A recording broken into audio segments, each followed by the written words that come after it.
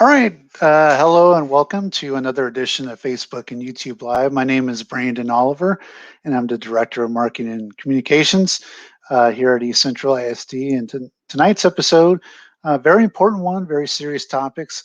We're going to be talking about dangerous teen trends and online safety. And as we know, we have a lot of remote learners.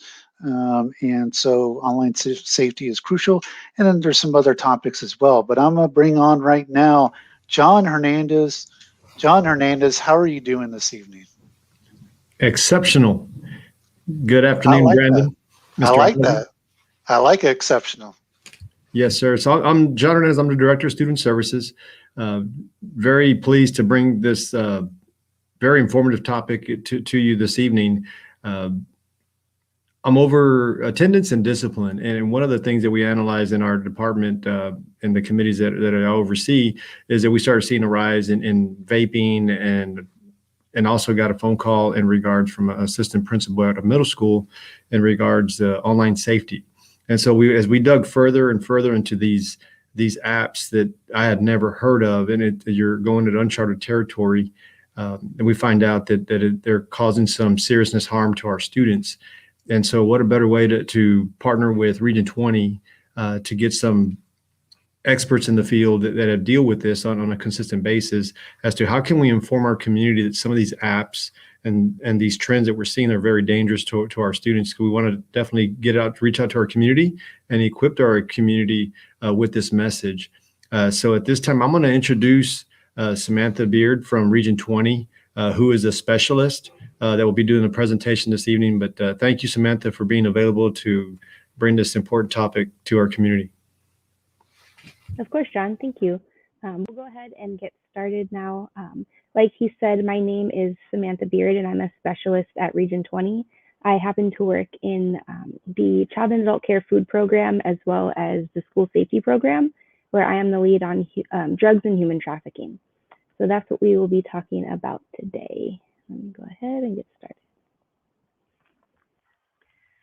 So like John said, we are going to go over two different things. We're going to be talking about online safety, and then we'll also be discussing vaping as well. For the purpose of this presentation, though, I really like to start off with internet safety, because if you think back to last March, which I can't believe has been a whole year now, a lot of districts equipped their kids with devices and then they sent them home. And so one of our big problems was just making sure that these kids were staying safe online or that they knew things about internet safety. So this was really relevant at the time, and of course still is really relevant at the moment. So I really like this post that I saw. It kind of just shows the differences between life and now and 20 years ago. So in 1998, we used to teach kids, don't get into strangers' cars and don't meet people from the internet. But then you fast forward to 2016, and it was literally summon strangers from the internet to get in their car. And so I think this is just a good way to show how difficult it's become to teach the differences of how advancing technology can be a really great thing, but can also be a really scary thing at the same time. Because when you think about things like Uber and Lyft, we kind of removed the idea of being cautious of strangers. And the problem is now we can tell kids to stay away from the creepy white van all that we want. But the problem with that is the creepy white van looks a little bit different now than it used to. So nowadays they're going to look a little bit more like this. And so, of course, this is not a comprehensive list of apps that are out there. These are just some of the more popular ones. I'm sure you recognize quite a few.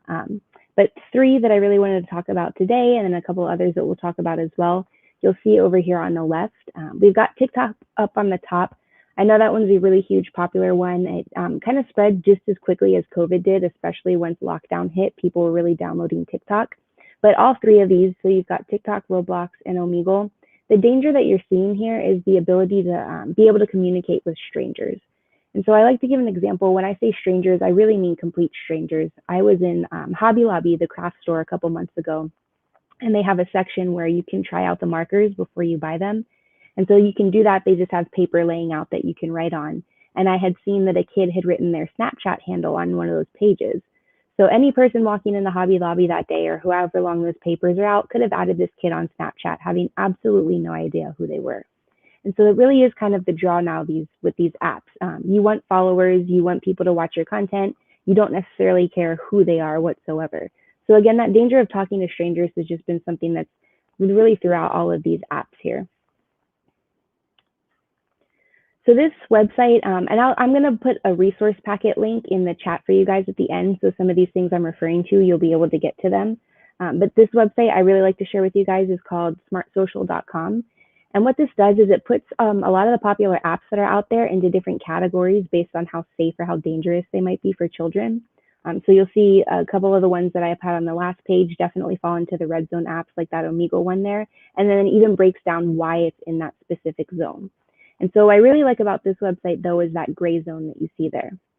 So what the gray zone is are apps that could be safe if you're using the appropriate privacy functions or the right parental settings, but they can just as easily fall into the red category if you're not using the appropriate functions. So I showed you Roblox on that previous page. That's something that might fall in the gray zone app because you can make it a setting to where your children can only speak to their friends and their approved friend list. However, if you don't have those settings on, they still do have access to complete strangers. So again, this is just a really awesome resource to have. And if you don't really understand an app, it really easily breaks them down for you and tells them flat out how safe they might be for children to use. So something else I like to talk about when we're talking about apps are something called hidden apps. And so what those are applications that have secret operations for the user, but they actually front as a different app. So I've actually downloaded them, one of them on my phone, so I can kind of walk you through it. So what you'll see here, this is my regular calculator app that comes on my phone. However, I've also downloaded this calculator app on the right, and you'll see it works just the same as any regular calculator would. But when I put in my secret code, which is 1314, you'll see it opens up a different function here. And so now I've got this photo album inside of the calculator. And what I can do is I can actually select and go in, and I can choose different pictures from my photo album on my actual phone. And I can select that I want to add them to this app.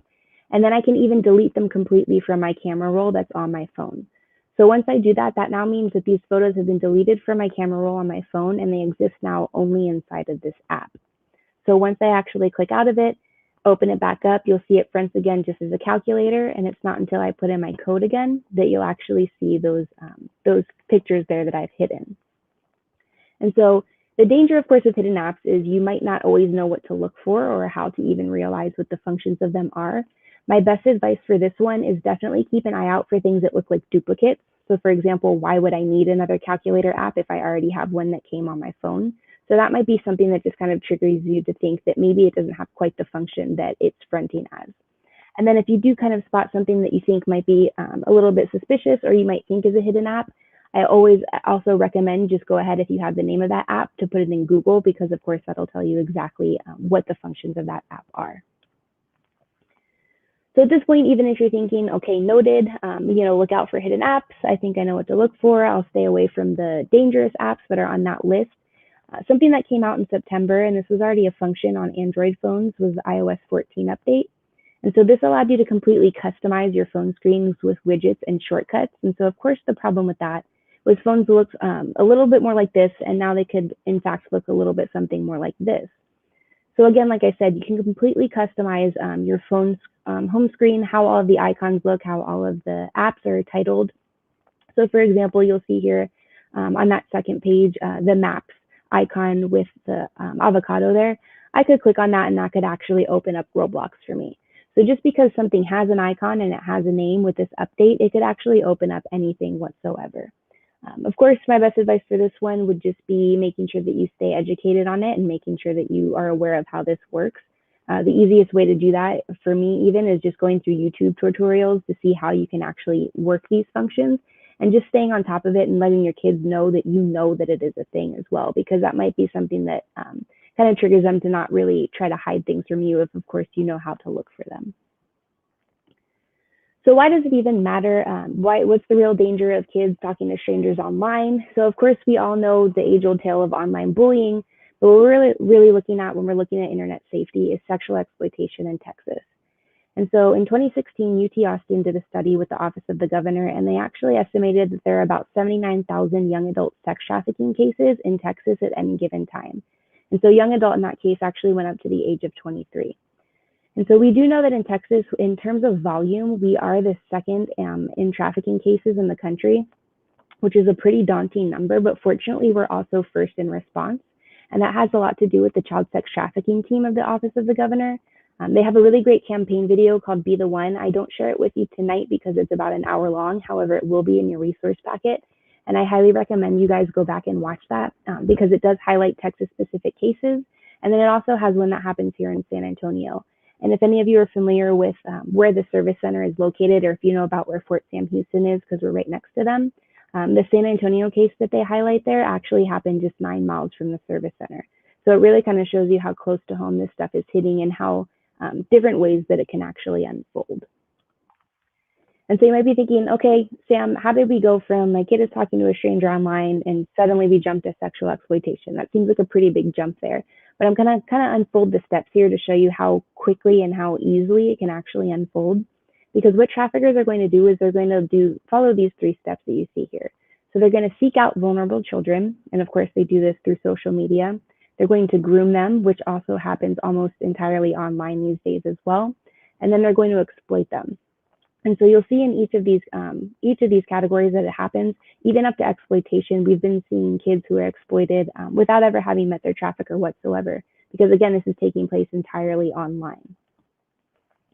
So as far as the first step with vulnerability, I do like to point out here, just because somebody might fall into one of these categories doesn't mean it will happen, or if somebody is not in these categories, that doesn't mean it won't happen to them either. You know, we've had law enforcement say that they've had cases in every single school district in San Antonio.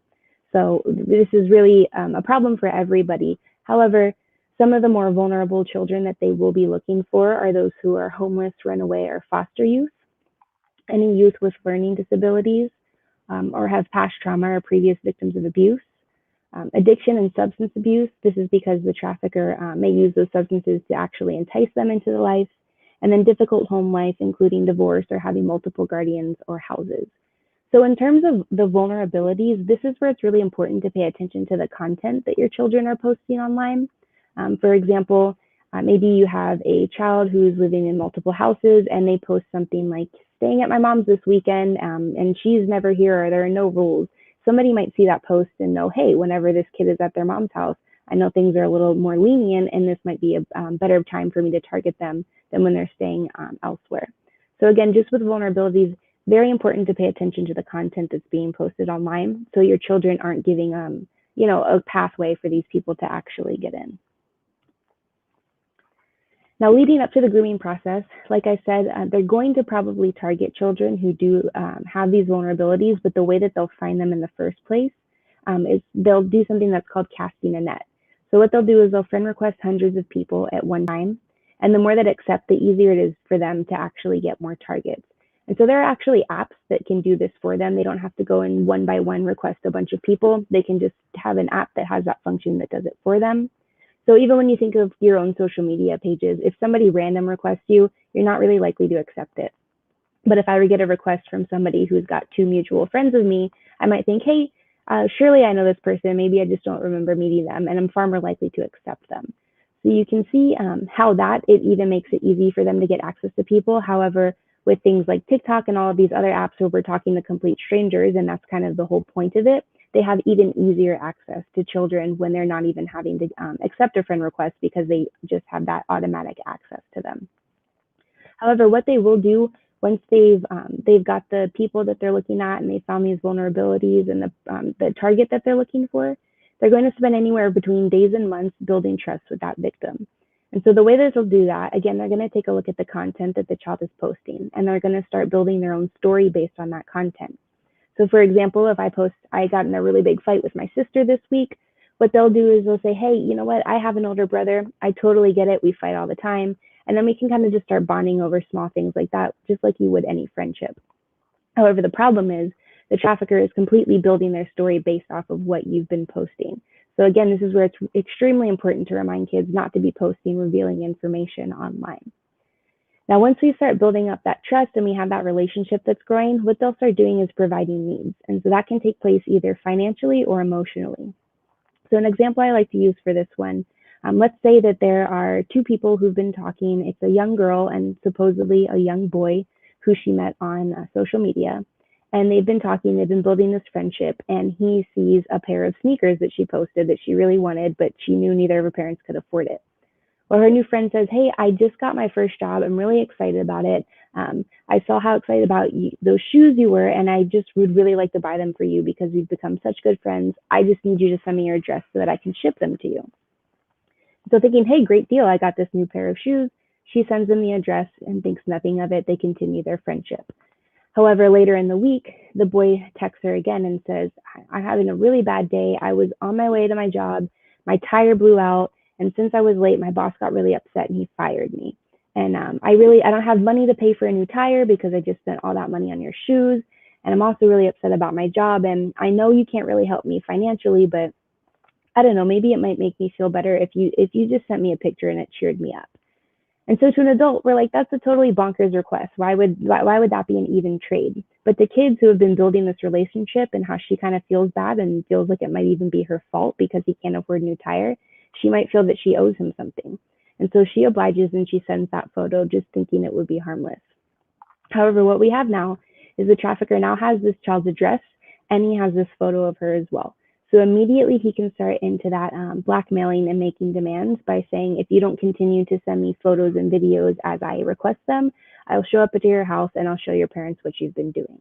And so you can see how it can kind of start off very simply and very easily with just making this connection with a stranger online to it getting into something a little bit more extreme. And so this is, again, why we're really paying attention to what these children are doing online.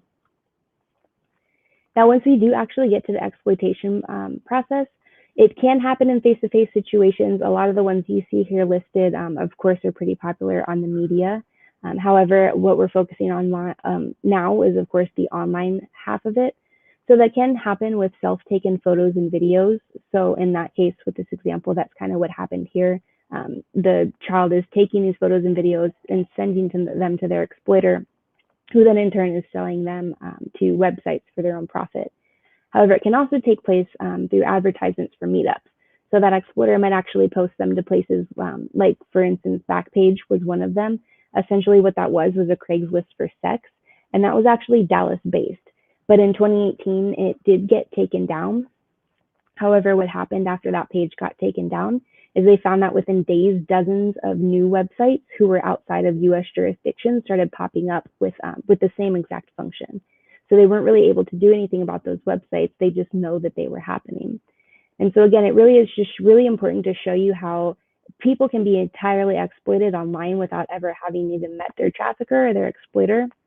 And this is something that's really been perpetuating, and it's really hard for them to also do anything about it because, again, like I said, it's outside of US jurisdiction most of the time. So even though they know it's a prevalent problem, they're really struggling to figure out how to solve that problem.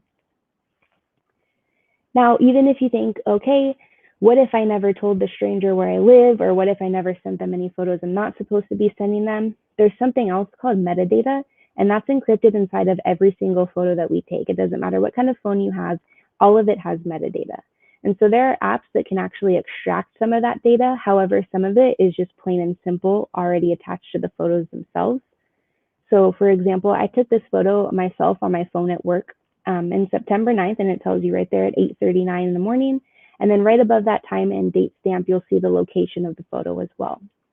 So metadata actually contains the location and the time and date that that photo was taken. So let's say, for in this example, I've built this friendship online and I'm talking to somebody and I just happen to mention that day at school that I didn't like my lunch. And the person says, well, that's a bummer. Let me see a photo of your lunch. Why was it so bad? If I send that photo to that person, they now know the exact location that I go to school. And so you can see how it's pretty dangerous, because even if you're not sharing information actively, if you are sharing things, you might be unwillingly also giving them more information than you're willing to provide at all. So again, this is very important to just make sure if you don't know somebody online, make sure your kids are not sending them anything, because like I said, they could be extracting information that they don't even realize they're giving. So this video here, I really like it, and it will be in your resource packet. It kind of puts all of this into kid-friendly terms. Of course, this is a pretty heavy topic, but this is a great conversation starter if you did want to bring it up with your kids. Okay, so you did a thing. You sent a picture of yourself with no clothes on. Something you thought wouldn't be shared. And in a polite society, cats wear clothes, right? Anyway, seemed like a good idea at the time, but now things have gone wrong, terribly wrong. Maybe you shared the picture with someone you loved and trusted, but after a while, things weren't so friendly. Or they said they'd help you become a star. They just wanted to use you. Or maybe you met someone online and they really seemed to understand you. But then it got weird, and it turned out to be someone totally different. Now the person you shared the pic with is demanding more and threatening to tell. That's sextortion. Yep, that's a thing. The perpetrator relies on you feeling ashamed and keeping quiet. But they are the ones who should be ashamed. What they are doing is wrong. And it's never too late to find your voice to ask for help. Or too early to reach out to your friends to tell them you'll be there no matter what. In fact, you can stop sextortion before it starts by talking about it now. With support, you can do anything, and you can focus on the important business of being cats. So tell your closest friends today you've got their back no matter what. So again, I think that's just a really good introduction piece if you did want to talk to kids about it, and it will be in your resource packet. And so right now, I kind of like to, normally when I'm giving this presentation, I hear them say, you know, that's really sad or that's really upsetting, but surely it doesn't happen here. I don't know anybody it's personally happened to, so it probably isn't really a problem. So in this part of the presentation, I'm actually going to show you a handful of people who have been arrested for the sexual exploitation here in San Antonio. So first off, this man, he was actually accused of enticing a 15-year-old to travel here from Houston in order to traffic her. This man had a kind of similar story. He was bringing underage girls to San Antonio from Odessa under the guise that they were going to party. However, he was trafficking them. This woman tried to force an older relative to engage in sex acts against their will. This man here in San Antonio is actually trafficking his own wife. This guy, his name is Spider Moreno, and if you watch that Be the One video that I talked about earlier from the Office of the Governor, in 2012, he was actually the first trafficking case who was tried in San Antonio. And again, that'll feature that case that I told you about where that young girl was actually just 9 miles from the service center. This girl here, before TikTok was a thing, she had a viral YouTube video. It happened to be that she went viral on YouTube, has no connection to her human trafficking case, but it was just something that happened here. And then this man here was engaging in filming in sex acts with 2 15-year-old boys. And so, of course, this isn't a list of all the people who have done it here in San Antonio. This is just a quick Google search, and you'll find some of these people on there. I do also point out at this point, we have heard from law enforcement that the highest area for trafficking here in San Antonio actually happens in the medical center. And that's because we've heard that they have people with higher income mixed with people with lower income. So we've got the people who have the means to purchase sex and the people who are being exploited there as well. So that's also something to just kind of keep in mind and make you realize that it really is happening here in your own home. So as far as how to respond if something like this does happen, this can vary. This can go anywhere from a child maybe just felt uncomfortable online all the way up to something a little bit more serious. The first one for sure is definitely don't scare them. Of course, they're going to be scared enough from the situation that's happening. We don't want to make it any worse. Listening attentively. We've heard that it's really important that you kind of don't push any stories on them. Just let them freely tell you exactly what happened. So we're not putting our own narrative on any of the story. Definitely don't place blame.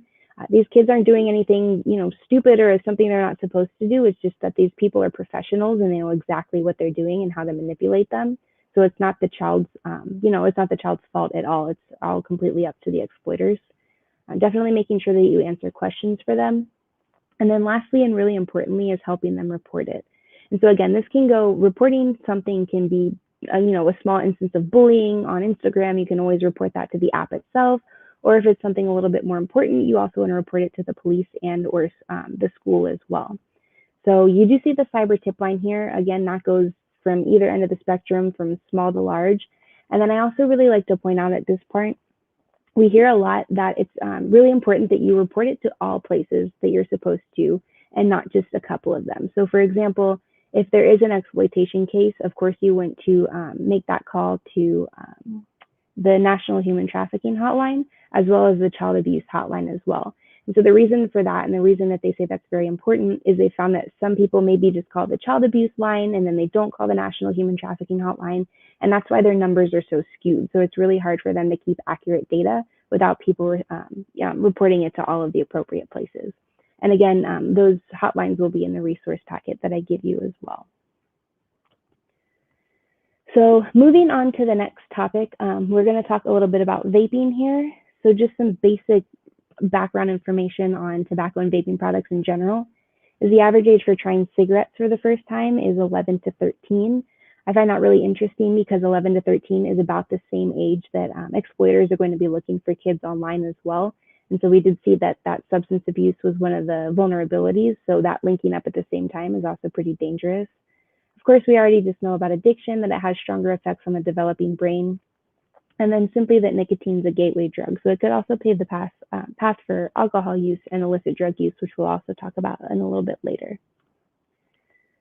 So this is from information from the CDC. They used to update this weekly. However, last February, they kind of stalled a little bit on that. I believe that's likely due to other resources being kind of retracked over to COVID.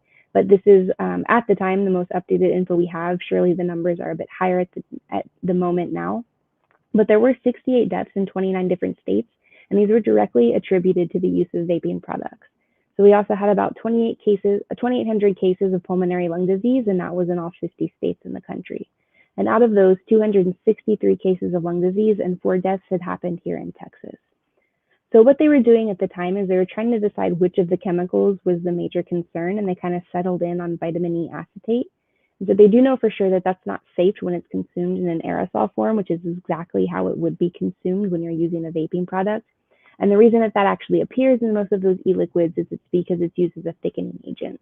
So this is a chemical that you'll find in quite a few of all of the vaping products that are out there. A little bit more about how maybe vaping and COVID can kind of go hand in hand. Of course, the data is new. Vaping is still relatively new in terms of how long it's been on the market. And then COVID, of course, we've only known since last year. So they are still trying to figure out how that's playing out. However, a few early studies that they have done is they did find that in COVID positive patients who reported that they were vaping, those patients were most often under the age of 21. And so that's important for us to know because, of course, here in Texas, it's illegal to even possess those products under that age. And so this data is showing us that still these kids are getting a hold of the products even though they're not supposed to. They also had a little bit of a further study that determined of young adults, if you came in with COVID-like symptoms and you were testing to see if you had it, those who reported vaping were actually 5 to 7 times more likely to test positive for the virus as well. So again, there may be some kind of correlation going on here, but the information, of course, is still very new, so we're waiting on a little bit more data on that. Something they were able to do, however, was the National Youth Tobacco Survey last year. And so of those that they surveyed, they had 23.6 of those kids admit to using a tobacco product whatsoever. However, you'll see that the highest category that they were most often using, that 19.6, were the e-cigarette products. So they definitely know that these specifically are the major concern when we're talking about use of tobacco products. Now, as far as that pulmonary lung disease that I talked to you about earlier, what can actually happen is they've seen patients hospitalized for multiple weeks or even placed in intensive care. And so some of the symptoms for that include shortness of breath, fever, coughing, diarrhea, dizziness, and chest pain. And then they've even had patients who were placed on ventilators. So you can see how those symptoms, really kind of line up with the COVID symptoms as well. So these are things that we don't want to be happening at the same time and perpetuating each other. So like I said, they were trying to determine the products and the substances that were responsible for the pulmonary lung disease. And while they did settle on that vitamin E acetate, one of the problems that they were running into is that they knew what each of those chemicals did alone, but they weren't quite sure what they all did when mixed together. So that's another place that they're really trying to do some more research on. However, all the chemicals aside, they've also known that the nicotine, and of course people are also vaping marijuana products inside them as well, has been a big problem, and I'll talk about that why a little bit later. So this one I really like. It will be in your resource packet as well, especially when I do this presentation to students. This is another thing where, they kind of watch it and think, okay, sure, vaping's dangerous, but my friends do it or my parents do it and nothing bad has happened to them yet. So I really like to share this video because what it does is it highlights actually a Texas teenager who thought kind of the same things, and it didn't really work out so well for him. This one takes a little second to load sometimes.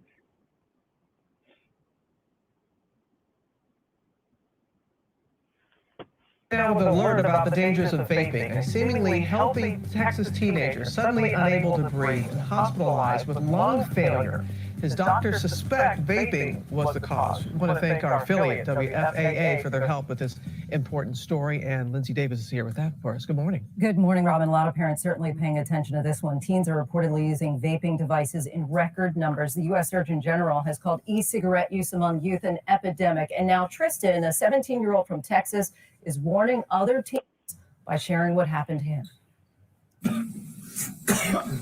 It's an unnerving scene. The body of a teen spasming in a coughing fit on a ventilator just to breathe. It just progressively got worse extremely fast.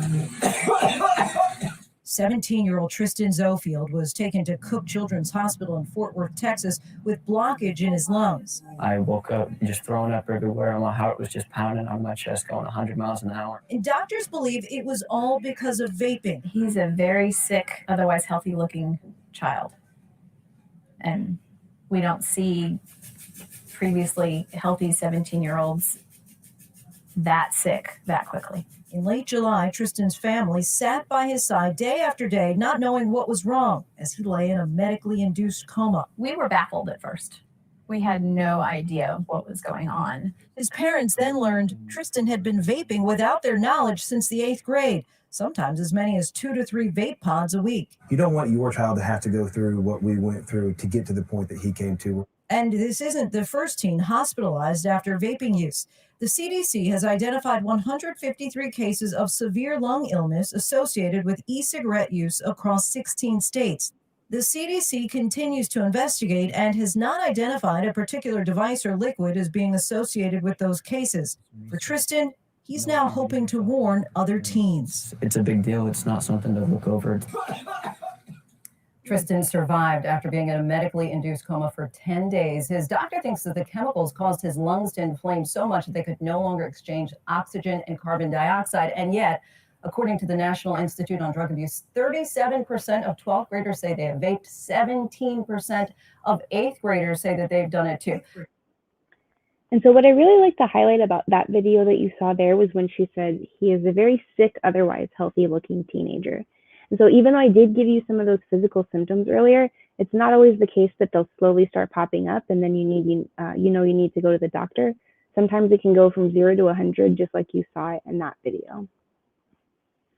So some legislative updates on tobacco products. In 1997, it was illegal in Texas for anyone under the age of 18 to possess or buy those cigarette products. However, it wasn't until 2015 that they actually updated that law to include the use of regulation for e-cigarettes as well.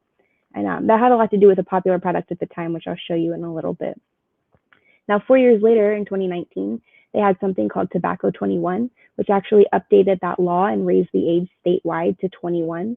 Before Tobacco 21, there were some cities who had their own ordinances and had, San Antonio was one of them. You had to be 21 years old here. However, kids quickly found out that if they were 18, they could just as easily drive to Austin, purchase these products, and then drive back.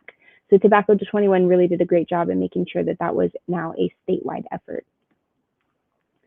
A little bit more about Tobacco 21. It doesn't apply to any products that are approved by the FDA for use in treatment of nicotine or smoking addiction. And so the reason that that is in there was e-cigarettes were originally marketed as a way for people who were heavy smokers to actually wean off of it. So the idea was they would start at a high concentration of nicotine and then slowly wean themselves off until they no longer needed to smoke. However, the media kind of misconstrued that and instead, said this is a healthy alternative to smoking, which it is if you were a smoker to begin with. However, a lot of people heard who weren't smokers to begin with that this is now something I can pick up and it'll be healthy for me. So you can kind of see how that got a little bit muddled there and how that kind of just triggered that miseducation for people and how we got here. It also removes some exceptions. At first, if you were 18 at the time that they raised the age, you were grandfathered in and you could still purchase those products, but that is no longer the case anymore. And then it also used to be that if you were in the presence of a parent or a guardian that you could have the products, but again, that was removed as well. And so if convicted, it can be a Class C misdemeanor and a fine of up to $500. A little bit about cigarettes and e-cigarettes, how they actually work. In terms of actually delivering the nicotine into your bloodstream, that process inside of your body works essentially the same. It's just the actual way that you're getting it from the product itself. So of course, with traditional cigarettes, you're going to light the tobacco, and then the physical particles and the nicotine are what you're inhaling there. However, with e-cigarettes, what you'll see inside of most of the cartridges are an e-liquid, and then there's also going to be a wick and a coil in there as well. And so that heats up very rapidly, and that's what actually creates that mist and the vapor that you're inhaling. So you can see how all of the chemicals that are actually inside that product are being inhaled into your lungs along with the nicotine, and that's why it's become quite so dangerous. So right now, I'm going to show you some of the products that are out there. This is just a quick picture you'll see here over on the right. Some of them are meant to mimic smoking products. Those two in the middle you might not see as often with kids just because they're a little bit harder to conceal. But then there's some products like the ones you see over on the left that are extremely easy to conceal. So these are just some things to definitely look out for. Now the vape tanks and the mods, like I said, these are the larger ones, of course, a lot harder to conceal. However, the draw with these is that they produce a much larger mist cloud. So they've got, you can even YouTube contests for this, who can make the biggest cloud or who can do the coolest design when they're blowing the vape mist out as well. And there are even contests where you can win money for that. So of course, it kind of just has that draw of, they're being cool.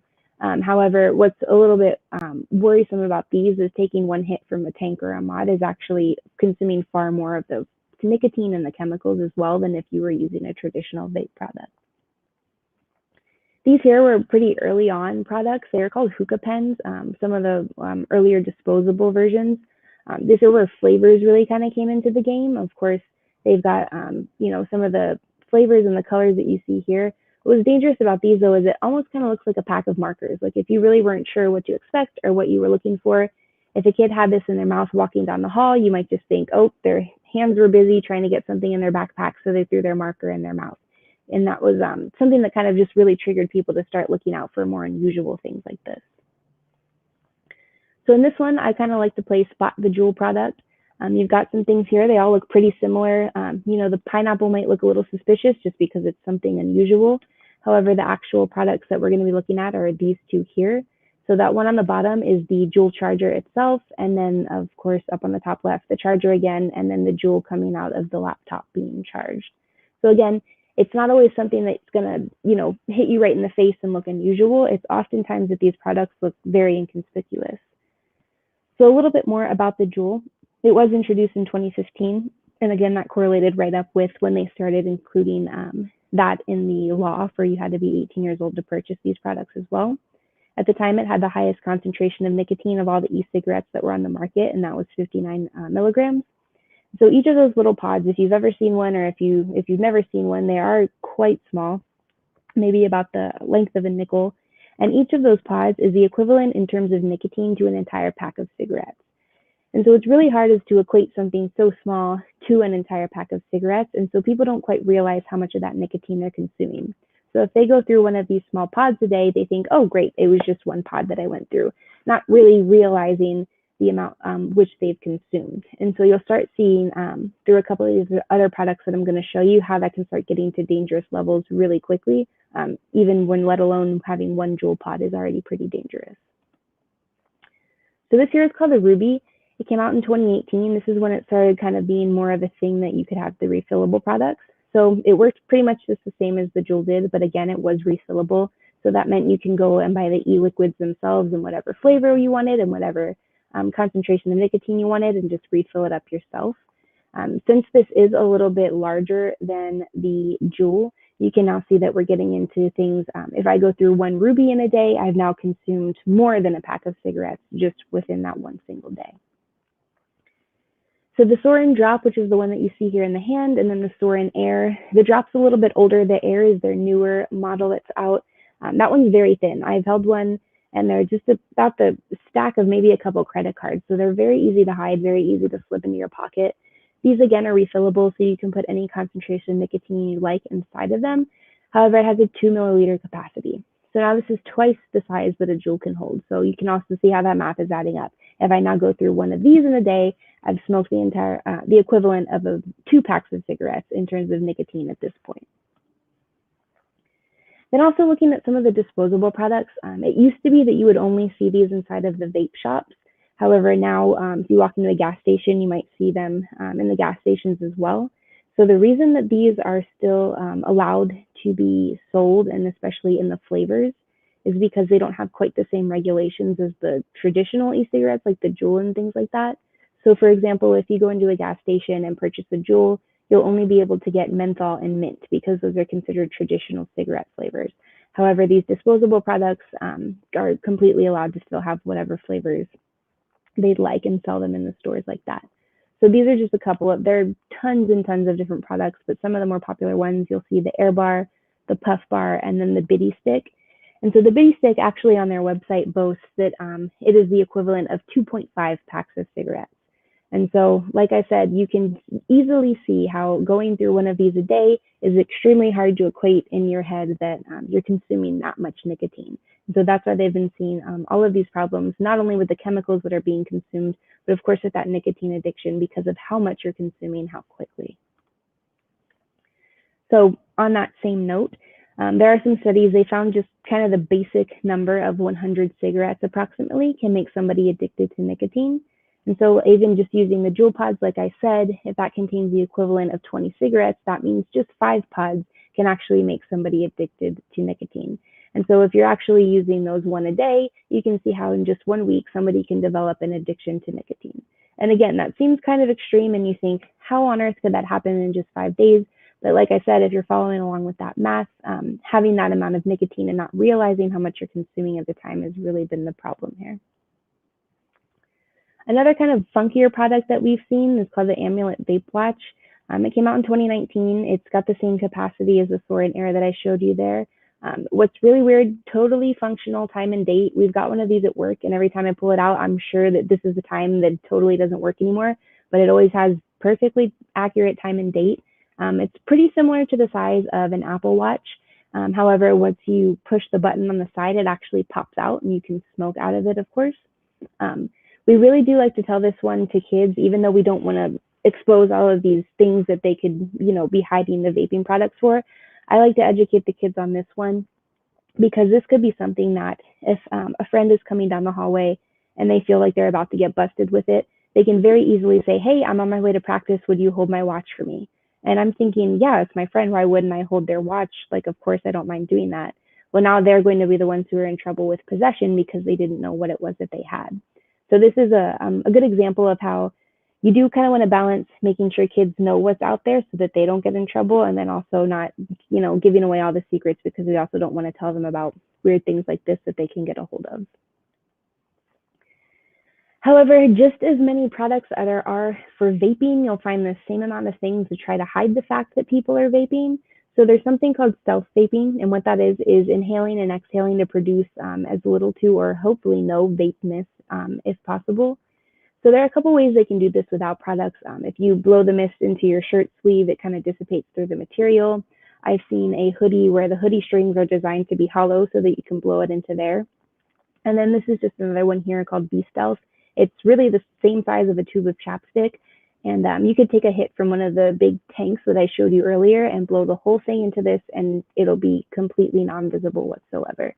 So again, like I said, just as many products as there are to vape, there are the same amount to hide the fact that we're vaping as well. So it even is a little bit more sneaky at this point. As far as what's actually being vaped, what's inside of these liquids and these products as well, there are tons of different flavors. We've got anything from traditional, bubblegum, strawberry. We've seen crazy things like hot dog and king crab legs. So there really is just a market for anything out there. Again, the nicotine levels vary because it was supposed to start off high and then wean yourself off. But we've seen the complete opposite where people start low and then start amping it up because they no longer have the same effects. Marijuana products can also be vaped inside of these, which I'll talk about a little bit later. And then just the vape juice themselves contain vegetable glycerin, which produces that cloud of vapor itself. Propylene glycol, which is a binder. The flavoring and nicotine themselves are chemicals. And then some of the more inexpensive juices can also contain diethylene glycol. And if that sounds familiar, that's because it's a common ingredient in antifreeze solutions. And so this is something that these products are not required to tell you. They don't have to have an ingredients package listed on their packaging. And of course, if somebody saw this slapped on the side of it, they might be a little bit less likely to purchase them. But again, that kind of just goes with that miseducation of how these were healthy products. So it is just really important to tell kids and tell people who are using these products that this is actually what is inside them. So now, aside from the physical side effects that I talked to you about earlier, there can be some other issues as well. Some things that they've seen are inattention, diminished cognition, increased agitation, decline in grades, and increased risky behavior. And I know that kind of goes hand in hand with being symptoms of just being a teenager as well, but maybe if you see these happening in a kid where it wasn't really happening before, it could be a red flag that they might be using these products. And then again, they've even seen kids who have had to go into rehab to overcome their nicotine addiction, which also seems like that's pretty extreme, but the reason for that, again, is they just simply don't understand how much nicotine they're consuming and how quickly, and so their bodies can't handle weaning it off on their own. So back to those products I was talking about with flavors. So they were currently working to ban all of the pre-filled flavored e-cigarettes. And so like I said, they did kind of succeed with the things like the Juul, where you can only get the traditional menthol and mint. However, that still hasn't hit the regulation for all of those, the juices themselves and then those disposable products. But what we have seen are some local initiatives that have taken place. So I can tell you here in San Antonio, H-E-B, Walgreens, and Walmart have already just refused to sell those products completely, which is great. So local things can happen like that. However, across the board, those flavors are still available. And the reason that they were wanting to ban those flavors is they felt that they were targeting children. And so that was the big reason that they wanted to get rid of them. Why they felt it was targeting children, you'll see here. They did a study on the most common reasons that youth were using these products. Number one reason was use by a friend or family member. And so I know sometimes when I do this presentation, there are adults in this presentation who are watching it and they use these products themselves. So of course, you just want to make sure that you're setting a good example for the kids who are around you and paying attention, because clearly they are paying quite a bit of attention if that was the number one reason. Then you'll see number two, the availability of flavors. And so this is why they're really trying to target and lock down on that. And then third, the belief that they're less harmful than other forms of tobacco, like traditional cigarettes. And you can see, again, that's just completely due to the miseducation. A lot of people were led to believe that they were less harmful, and unless we actually get the real story out there, that's just something that people aren't going to know, and we can't really knock them for that. So at this point, like I said, vaping, even though it's been quite a few years that it's been out, we still don't have quite the long-term data that we can really figure out exactly what's going to happen. However, what we can do is we can kind of follow the same trajectory that traditional cigarettes had taken and see that we're kind of following in that same direction. So these are some ads from the 1930s. You've got over here, doctors were saying it was healthy to smoke cigarettes. We had athletes who were saying it helps with their performance.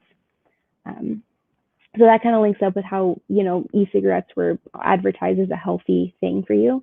Then we've got here the ad on the right, the buy your mom and dad cigarettes for Mother's Day, and then the Juul ad over here on the left for Mother's Day as well. Both of them claiming, easy way to wind down at the end of the day or when you get home from work or school, kind of just takes the edge off. And then here's some side-by-side advertisements for Times Square, of course, traditional cigarettes on the right, and the Juul over here on the left. And so, like I said, even though we don't have quite that long-term data with the e-cigarette products, what we do have is the long-term data with traditional cigarette products. So we do know in 1965 is when the Surgeon General's warning was introduced. And of course, that lists all of the things that can happen to you if you are using these products. However, right now on e-cigarettes, the only information that they're required to post on their products is that the product contains nicotine and that nicotine is an addictive chemical. So they don't have to tell you anything about the data on pulmonary lung disease. They don't have to list the ingredients that are inside of it either. That's all they've got to say at this point.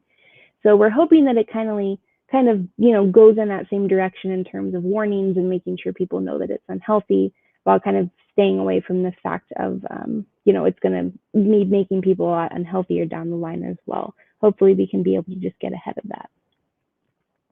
Now, as far as how they advertise these products, social media used to be a huge platform for how they advertise. However, it was found that, that was kind of directed at children. So there was a law in place that said you can no longer, target your ads for vaping at children. So this was from the Juul Instagram page, which has since been taken down, and now they just have a little statement up there if you go to their page. But what they would do is they'd use people who are influencers, which is definitely a huge word now. If your kids have TikTok, they know all about influencers, but that's who they would use to actually market these products. So even though once this law became a thing that we could no longer target children, they did find a very easy loophole around that. So what they would start doing is they'd find people like this guy. So he goes, he has a YouTube channel, and what he'll do is he'll go on and he'll just advertise vaping products, or he won't advertise them. He will review the vaping products. So what a company will do is they'll send all of their products to this guy for free. They won't tell him what to do with them. They'll just say, hey, here's some of our products if you want to try them out, knowing that he's going to post a video review for them on his YouTube page, and thousands of people are going to see it. So it's essentially free advertising completely for these companies. And of course, they know that these advertisements are easily getting to children. So again, even though they kind of tried to put a stopper to that, they definitely found a loophole away around how they made sure that they could actually get that information to children still. So I did talk a little bit, we're going to talk a little bit more about how marijuana products can be used as well. Some additional safety concerns. I'm not going to play this video right now, but you guys can watch it later on your own. If you remember, a couple years ago, there were videos of laptops that were just exploding, and they found out that the reason why was the lithium-ion batteries that were inside of them. So some of these vaping products actually have those same lithium-ion batteries inside of them, and they have also been known to explode. And so this video shows you a couple cases where people are just walking through the store shopping, and suddenly their pocket bursts into flames, and it's because they have these products. And it does go into another story as well, where a man happened to be using his vape product at the time that it exploded, and a piece of the metal lodged inside of his head, and it actually killed him. And so while that is an extreme case and they're not exploding all over the place, the fact that it can happen whatsoever is just another reason to completely stay away from them altogether. Onto, though, other products that can be vaped. So they have seen people using marijuana wax and oil inside of these products as well. That kind of substance looks, there's a little picture over here on the right. It's similar to honey. It's sticky. It's got that same tint. But what it is a very highly concentrated form of marijuana. So it can have up to 8 times the concentration of THC that actually appears in the traditional plant. And so THC exposure alone whatsoever can have cognitive decline, especially in developed brains.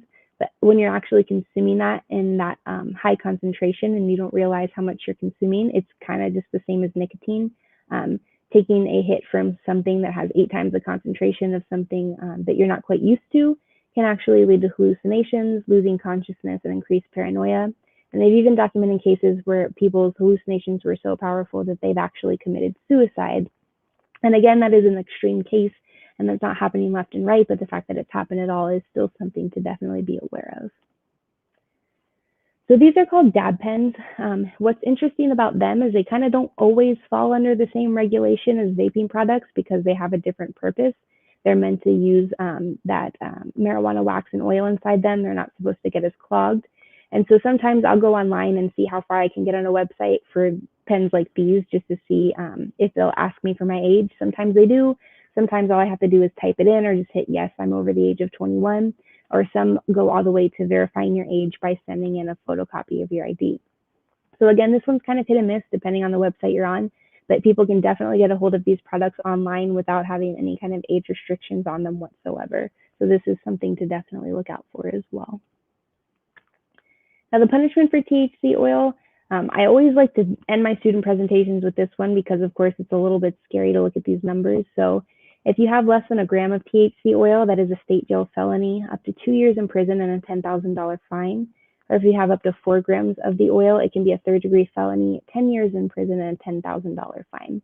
So like I said, 10 years and $10,000 is a lot to anybody, but especially a child as well. So this is always kind of my last, scare tactic to make sure that they kind of stay away from this stuff. And then I also just like to really remind them as well that these laws aren't in place because people just want to be a big buzzkill. They're in place because these products can be really dangerous. And so if you don't understand them and you're not using them correctly, you can very easily have some pretty crazy side effects happening to you. And so that's the reason that they've got all of this stuff in place. And that brings me to the end of my formal presentation, but I'm going to go ahead and stop sharing my screen so I can give you guys that resource packet. And then if we've got any questions as well, we can tackle those now. All right, awesome job, Samantha. Thank you so much for your time. And then you say you're going to put that packet in the chat in the Facebook and I'm YouTube. gonna throw it in there right now. Okay. There are a couple oh, okay. I see it. Let me copy and paste that, and I can. Oh, I put in their private chat. No worries, no worries at all. That's why they have a producer, to do this part. So we did have a couple questions. Nancy asked, are there any videos to share with kids to make them aware? And this is going back to, the, dangerous apps part, to make them aware, but not extremely frighten them with too much detail. The cat one is probably the tamest one that I've seen thus far online, just because, again, it's a hard topic to introduce without being serious about it. But again, that probably is the most tame one that I've seen out there.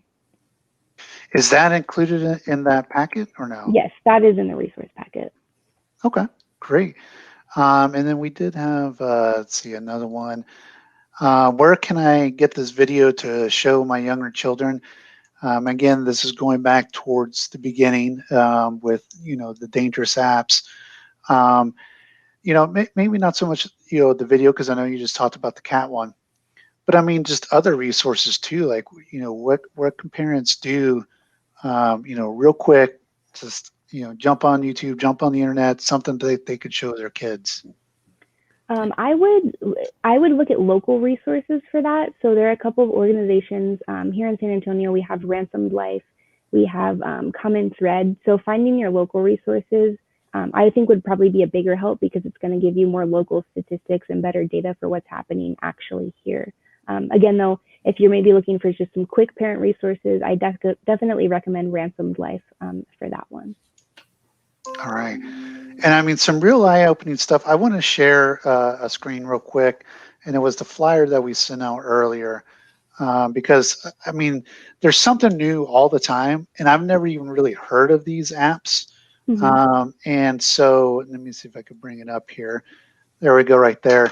And, like there's, what is it? Is it Omegle or Omegle? Omegle. Omegle. Well, I totally butchered that, but Omegle. Discord, I've heard a couple of times, and then Chat Roulette, and then let me try to zoom in a little bit. And the scary thing about these, not only are they new apps or websites, because everybody thinks Facebook, everybody thinks Instagram or TikTok or Snapchat or whatever, but these are new ones. And I mean, the descriptions of them, I mean, it's basically they pair you up with strangers to chat with. And so an individual can lie about their identity, lie about their age, and all those things, and so do you want to talk a little bit about those, Samantha?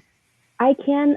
Right off the bat, I can even tell you about Omegle. So when I was telling you earlier that there were some of those web pages that got taken down, and then they had new ones pop up outside of U.S. jurisdiction, Omegle is actually housed in Dubai. So that's something that, if something does happen on that app, that's not always something that law enforcement can even do about it, because, again, it's housed in a completely different country.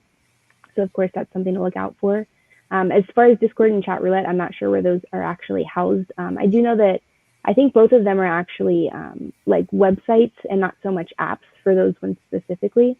But again, it kind of just has that same vibe where you just pop into random video calls.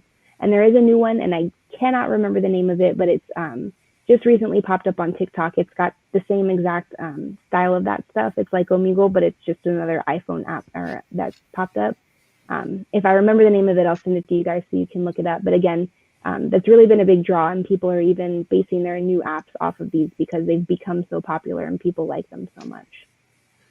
Yeah, if I could add real quick, Brandon, sorry to interrupt, but Omegle and Discord, in talking to other colleagues in the Bexar County area, other hearing officers, the challenge with some of those apps are they're unfiltered.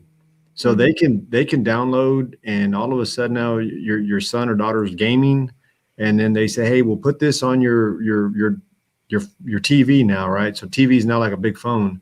And so they download this with mom and dad downstairs, and all of a sudden now they're on this, and it starts off with, do you like football? And then do you like are you watching the Super Bowl? So very interesting topics that they both agree upon. And all of a sudden now they take them into a further, away from gaming, the game that we think they're playing. And so that's the one area that, and talk, like I said, talking to other colleagues, that the challenge is it's unfiltered. There's no really, unless a parent puts the settings to stop the downloading apps. But that's the worrisome in this, is that they don't know who may be behind on the other side of that screen. I mean, Samantha, you brought up a really great point, which is that most people don't think about. They think of the obvious, right? I like how you brought up, the obvious, but then also there's so much that's hidden. I mean, because these people are professionals, they make things seem so authentic and real, and that's their goal, right? And so even down to the metadata of a picture. Now, a lot of people don't know what that is, or even understand what that is. But a professional, or a person that has a lot of expertise in that, as you mentioned, can take advantage of metadata. I thought that was very important to point out, because everyone's so quick to take a picture and then send it. Mm-hmm. And that's something, I can even share a story. We did have a district share with us that somebody was asking their students for pictures of their feet. And so of course that's for like, oh, that's creepy, and like, that's just weird. But the kids kind of thought, well, so what? I can send a picture of my feet, and if I get money for it, great. But what they didn't realize was that person could actually extract data from those photos and find out where they were and who they were just from those photos. Mm-hmm. Just from the photo metadata information. So, it's really, really scary. I mean, this is an important topic, and John, I want to thank you for, suggesting this, and Samantha for coming on. We're actually at a little bit over an hour right now. So we'll go ahead and wrap things up here. But Samantha, I'll let you, give us some final thoughts, or even some advice, like, what can parents do to protect themselves from the kids downloading these apps? I think my best advice on that is just staying educated, staying on top of things, making sure you keep track of not only what you know tonight, but of course doing your own research, because this is constantly evolving. Even though I told you about these things tonight, in a month, it may be completely different apps that we're looking at. So again, just staying on top of things, staying on top of the trends, because your kids certainly are on social media. That's how we find out through most of those things. So just staying educated.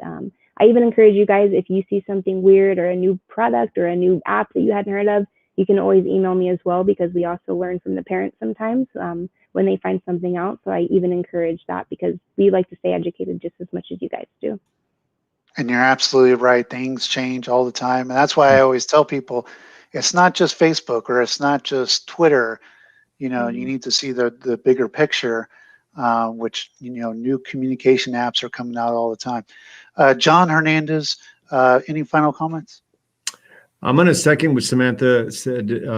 I think as parents and caregivers, we definitely have to be informed, and it comes down to who owns that phone, right? So look into the phone, look into what they're looking into, because that's how you get involved with that conversation, or what their correspondence might be.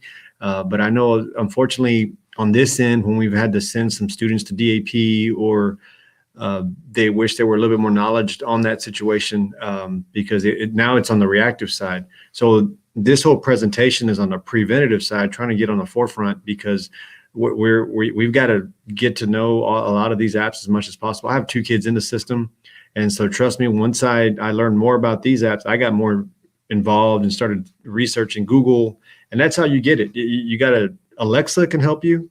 You navigate through Twitter, you navigate through YouTube now to find out, to get with them, because they're going to keep getting the information, whether it's from us as parents or from school leaders, but we definitely want to be the ones giving them the right information.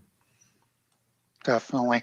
And, one other thing, to consider too, is that, I mean, like we touched on, things are changing at a rapid pace, and especially because a lot of the kids right now are remote, so maybe a lot of the parents are just saying, oh, well, my child's in their room, doing schoolwork, and it takes almost no effort at all to download these applications, and you can get into it right away.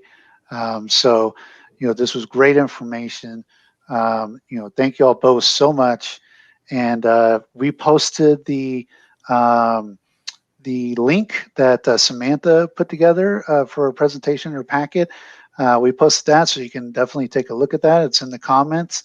If you missed this live, you can always go back at any time and watch it 24/7. Just follow the links that you took to get here. And again, I want to thank Samantha and John for your time, and thank everyone for watching.